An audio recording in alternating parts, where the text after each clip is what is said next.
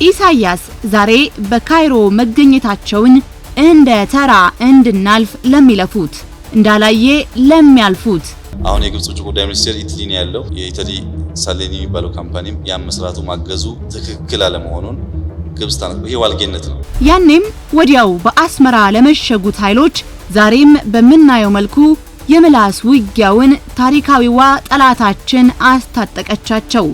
ናይሳት ሳምንት አውሰደበት ለግንቦት ሰባት ቲቪ ለመስጠት ቢኮዝ ቀጥታ ከሚዋጉ ቴሌቪዥን መስመር ሲጣቸው በግንቦት ሰባቶች ምርጫ ሲያደናቅፉ ይችላል፣ ያጣሉ፣ ሊያለያዩ ይችላል።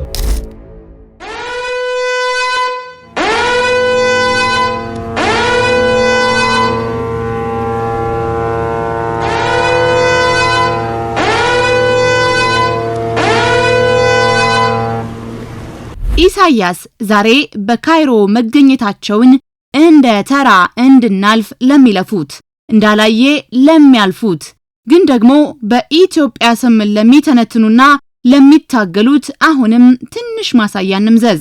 ጉዳዩ የውሃ ነው አላልንም? ለዚህም ዛሬ ግብጽ ከኤርትራ የአባይ ጉዳያችንንም ከቀይ ባህር ጋር እየለያያችሁ በብሔራዊ ጥቅማችን ልትከፋፍሉን ለምትሞክሩ በካዲነት አደባባይ ቆማችሁ ይህንን ለምትነግሩን ባለማወቅም የነዚህን አጀንዳ ለምታስተጋቡ አሁንም በሁሉም ጉዳይ እየጠራችሁ የምትከሱትን ዕውቀቱንም ለምታጠይቁ አሁንም ይህንኑ በብዙ የቀደማችሁ መሪን ጠርተን በዕውቀት በብዙ በቀደመው ማሳያ ላይ ሲተነትኑ እንመልከት። በቅርቡ የጣና በለስ ሲመረቅ ሰፊ ስራ ጀምራለች። አሁን የግብጽ ውጭ ጉዳይ ሚኒስቴር ኢትሊ ነው ያለው። ህገወጥ ስራ መሆኑን የኢትሊ ሳሌኒ የሚባለው ካምፓኒም ያመስራቱ ማገዙ ትክክል አለመሆኑን ግብጽ ይሄ ዋልጌነት ነው። በጋራ ተፈጥሯዊ ሀብትን ለመጠቀም ዝግጁ አለመሆን ዋልጌነት ስለሆነ ከኢትዮጵያ አንፃር ግብጽም እዛ ውስጥ ካታለች። ዋልጌ ስንል በቅርቡ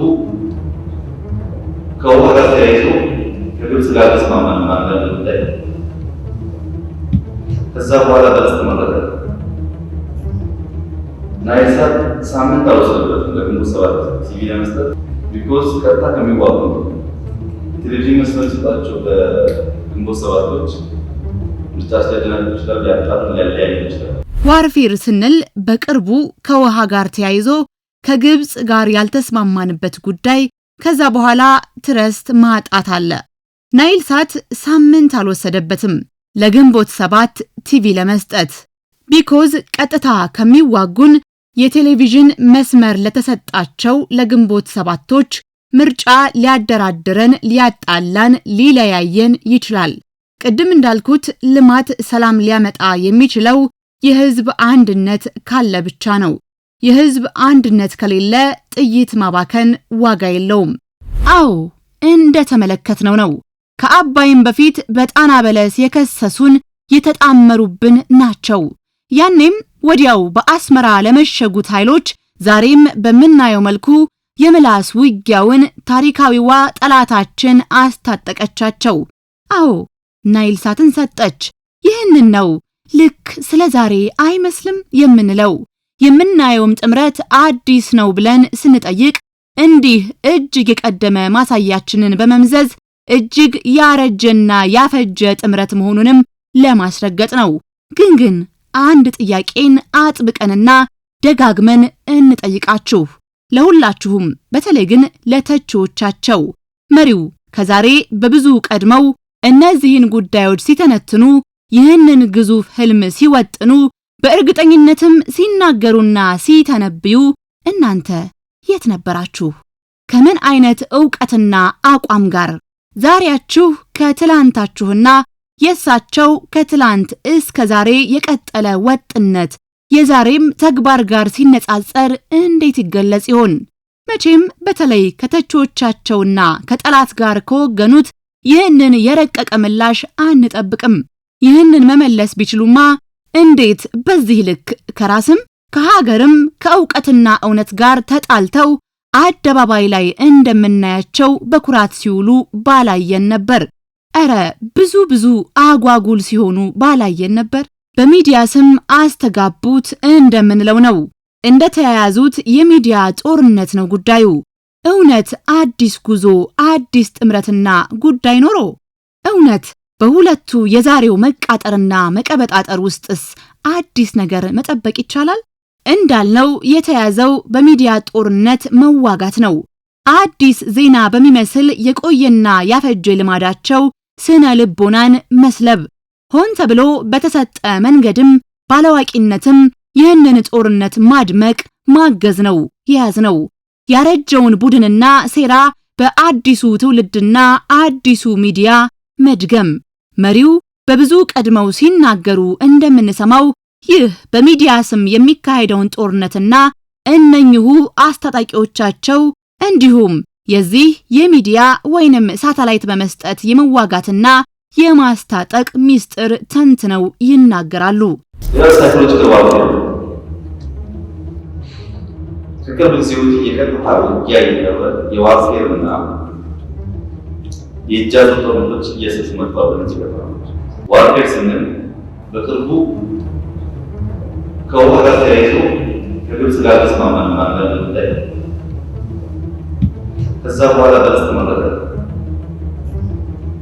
ናይል ሳት ሳምንት አልወሰደበትም ለግንቦት ሰባት ቲቪ ለመስጠት ቢኮዝ ቀጥታ ከሚዋጉ የቴሌቪዥን መስመር ሲሰጣቸው በግንቦት ሰባቶች ምርጫ ሲያደናቅፍ ይችላል፣ ሊያጣሉ ሊያለያዩ ይችላል።